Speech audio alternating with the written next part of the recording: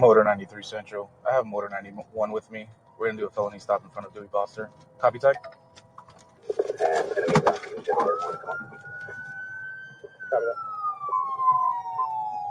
emergency traffic, Motor 91, Motor 93, due for felony stop. Motor 93 Central 12F. He's not stopping, passing Landover, crossing over Providence.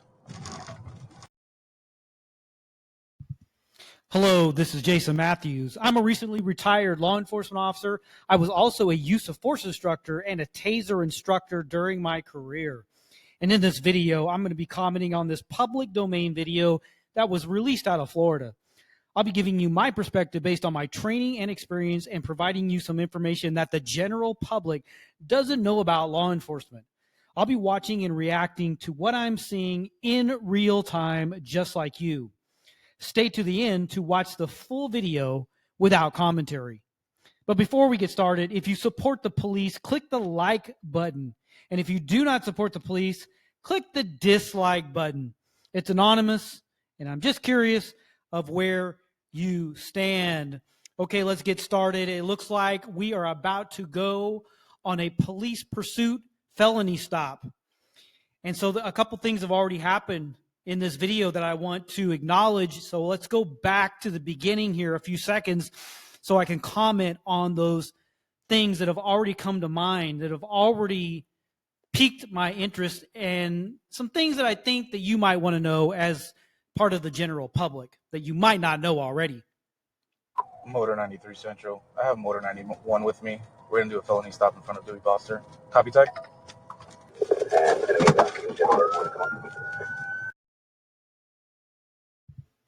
He just told his dispatch center over the radio he has another unit with him, which could mean either he has someone else, another officer, in the vehicle with him, or to me it sounds like it could be he has another vehicle in the pursuit with him, behind him, which is more likely because he said motor, and to me, that means another motor vehicle, another police vehicle is with him, and that they're going to make a felony stop. And the reason why he said that over the radio, that he's going to make a felony stop, is it's a more serious type of stop. A misdemeanor stop is something that would be like a taillight is out or expired registration or something to that effect. When an officer comes over the radio and says he's going to make a felony stop, that alerts everyone who's listening, all the other officers in that area, and dispatch especially, to pay attention to what's happening. Because if something goes wrong, then there's going to be officers that are going to need to respond. So a felony stop is a more serious type of stop.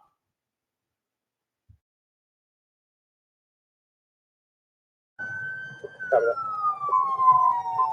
Turning into emergency traffic, Motor 91, Motor 93, due for felony stop. Motor 93 Central 12F. He's not stopping, passing Landover, crossing over Providence. We should have probably waited to get 6 Ran the red. Motor 93 Central. I still have eyes on. We're coming up to Normandy on Saxon. I'm shut down. He's at a high rate of speed. What we're hearing right now is the officer who is leading the pursuit, which normally speaking, one officer will be in charge of that pursuit and calling out what's happening. That way there's not radio conflict of multiple officers calling in the same thing or walking over the top of each other. When I say walking over the top of each other, that's a term that's used of two officers are talking over each other to dispatch or each other. That way it makes it easier if one officer is the lead officer in charge of the pursuit. And what he's doing, he's calling in locations. As he's passing streets, he's looking at the street sign and he's calling that into dispatch, alerting his dispatch and other officers as to where he is, so that if something goes wrong, then other officers can respond to that area, or dispatch can tell other officers to respond to that area. He's probably going 60. We're obeying the speed limit. Probably 70.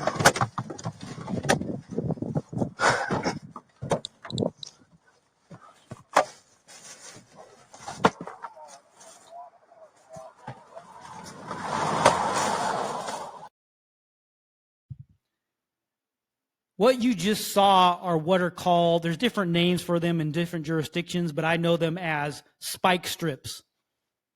And he threw out a spike strip, which has spikes on it, into the middle of the road with the hope that the suspect will run over those spikes and it will puncture the tires.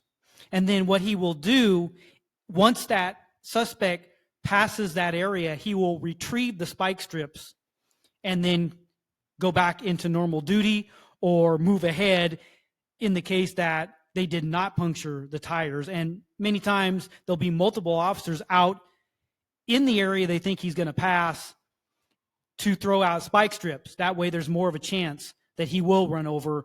If he was able to bypass one officer's spike strips and go around them and the tires were not punctured, then in the future, the officer has another chance to puncture the tires. And the point of puncturing the tires is to stop the vehicle. Hold on.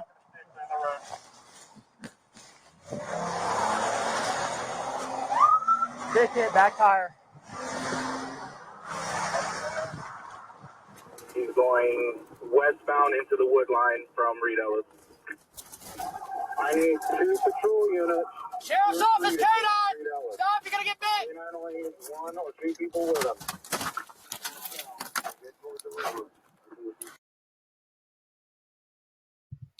Sheriff's Office, K9, stop or you're going to get bit. Now, I was a K9 officer in my career. And let me just explain something here. There's 2 types of dogs that are out there being deployed by law enforcement in general, which are called passive and aggressive. Just based on what he said about the dog biting, that's an aggressive dog. So I had a passive dog when I was in law enforcement. And the difference is with a passive dog, these passive dogs are mainly used to detect drugs and to find people. However, they are not trained to bite. And they are highly discouraged from biting, even though biting could happen possibly if the dog gets scared. In this case, this aggressive type dog, that's the term that law enforcement uses generally speaking. In this case, this dog will bite if told to by police. He will attack a suspect with the intent to stop the suspect. And so this is a use of force, whereas a passive dog is not a use of force. Leave him. Sheriff's Office, K9, stop, you're gonna get bit! Find the pocket. Here. Watch out, bitch.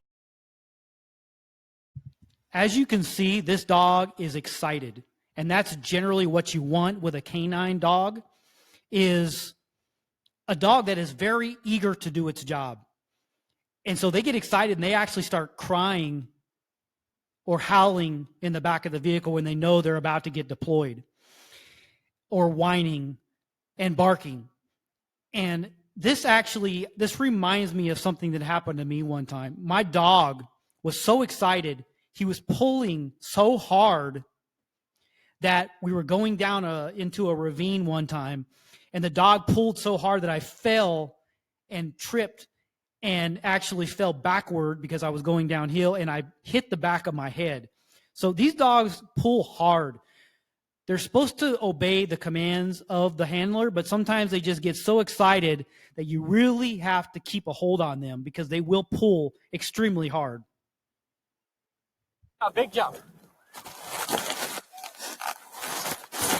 So, here, out.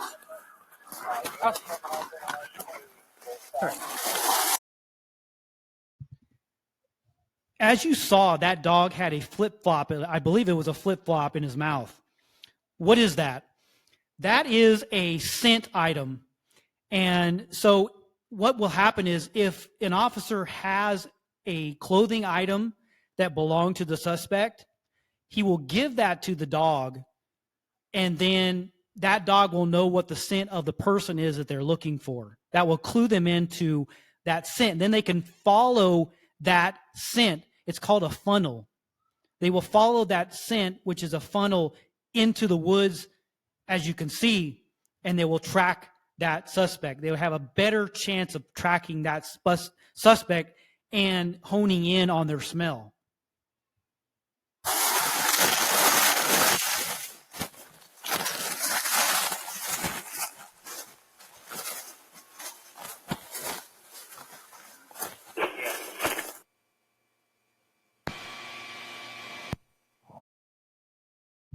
Now, this is a dangerous situation here. It's better if you have a dog, like in this circumstance, a canine, but an officer just wandering out into the brush, the vegetation like that, a suspect could be waiting for them to pass and then could do harm to them, especially in such thick vegetation such as this.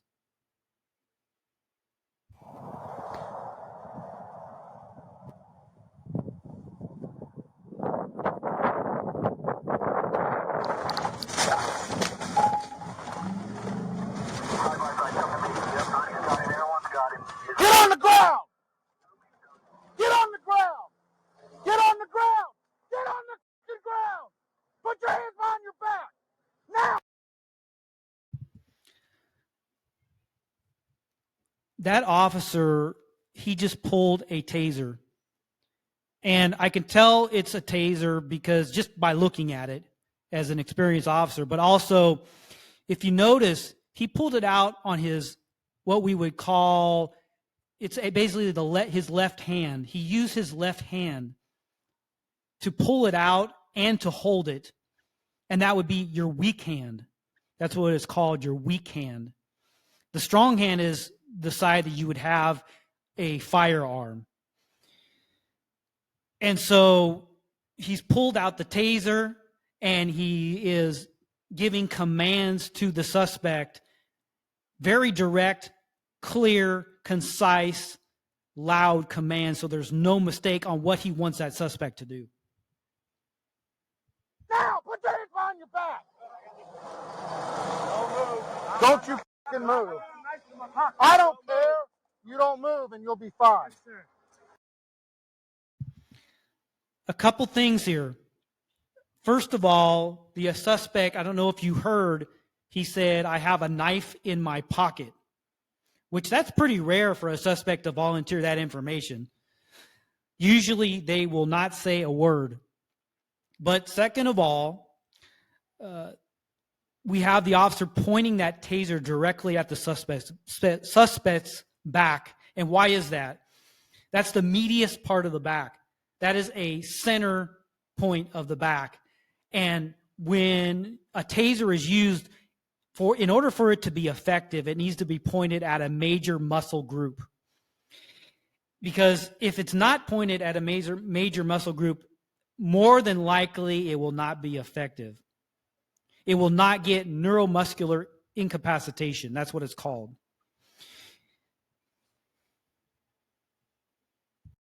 That's my arm that hurts. All right, well, you shouldn't have run. God forgive me. God bless you. I got a knife in my right pocket. Okay, well, I appreciate you telling me, son. Yes, sir.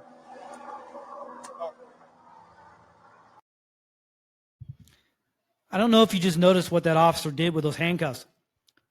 What he did, after he had the handcuffs on, there's a double lock. That's what it's called, a double lock. There's a push button area on those handcuffs where a handcuff key, the top of a handcuff key is used to completely lock the handcuffs.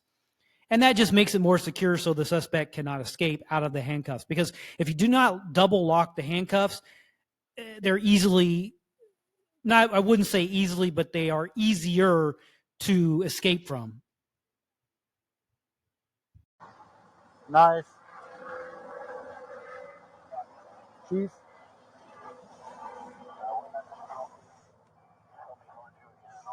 Keys. 1, 2, 3, up. By the way, you're under arrest, just so you know. I just got to make it official, buddy.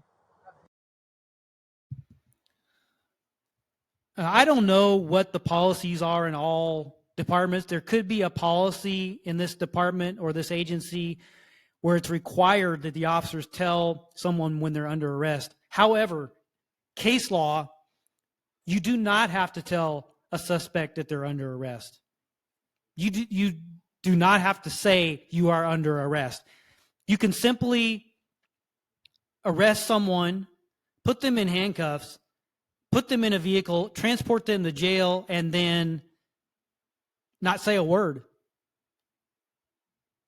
under case law. Now, again, like I said, there may be specific department policies where it says you do have to officially tell them that they're under arrest. But from a case law perspective, an officer does not have to tell them they're under arrest because it's obvious. It's obvious that they're under arrest. They're being taken into the custody.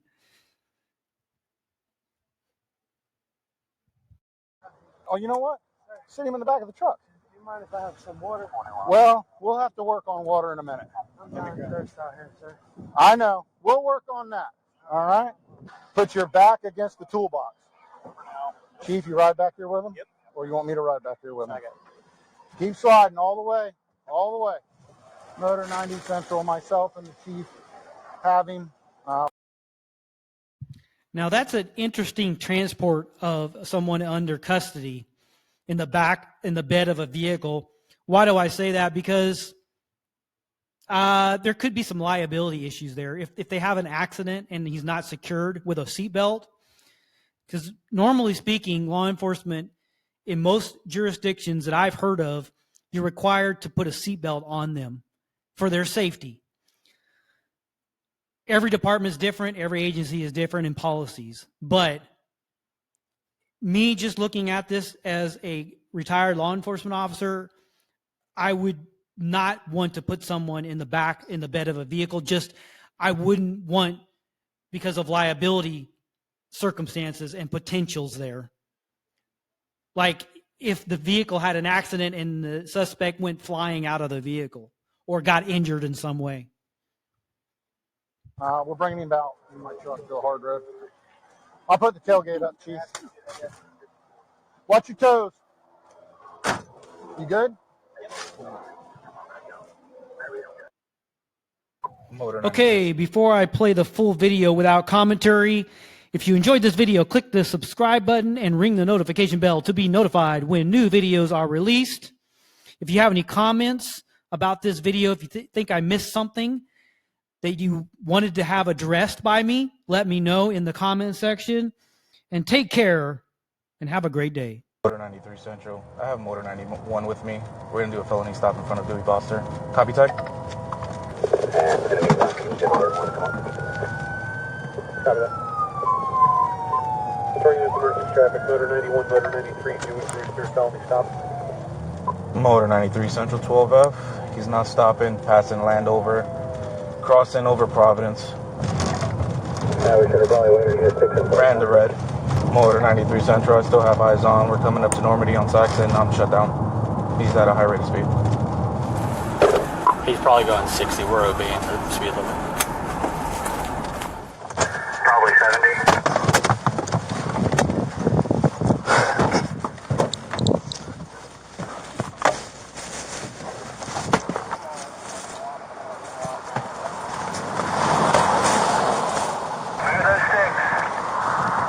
Hold on.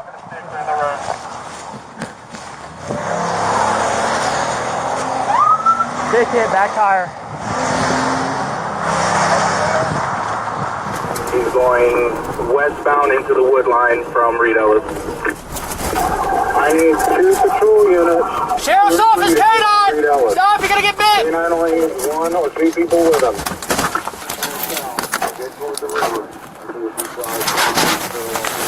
Leave him. Sheriff's Office K9, stop, you're gonna get bit! Find the pocket. Here. Watch out, big jump.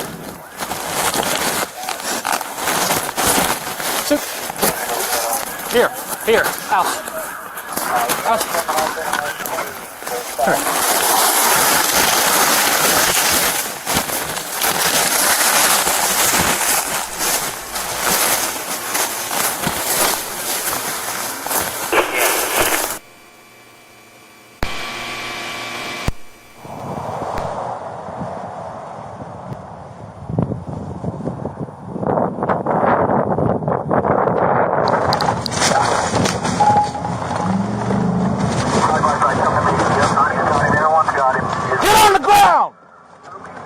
Get on the ground! Get on the ground! Get on the fucking ground! Put your hands behind your back! Now! Put your hands behind your back! Don't you fucking move. I don't care. You don't move and you'll be fine. Yes, sir. That's my arm that hurts. All right, well, you shouldn't have run. God forgive me. God bless you.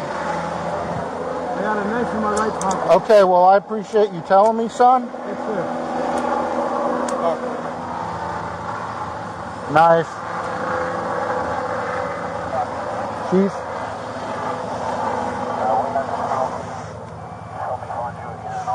Keys. 1, 2, 3, up. By the way, you're under arrest, just so you know. I just got to make it official, buddy. Oh, you know what? Sit him in the back of the truck. Do you mind if I have some water? Well, we'll have to work on water in a minute. I'm dying of thirst out here, sir. I know. We'll work on that. All right? Put your back against the toolbox. Chief, you ride back here with him? Yep. Or you want me to ride back here with him? Okay. Keep sliding all the way. All the way. Motor 90 Central, myself and the chief have him. We're bringing him out in my truck to a hard road. I'll put the tailgate up, Chief. Watch your toes. You good?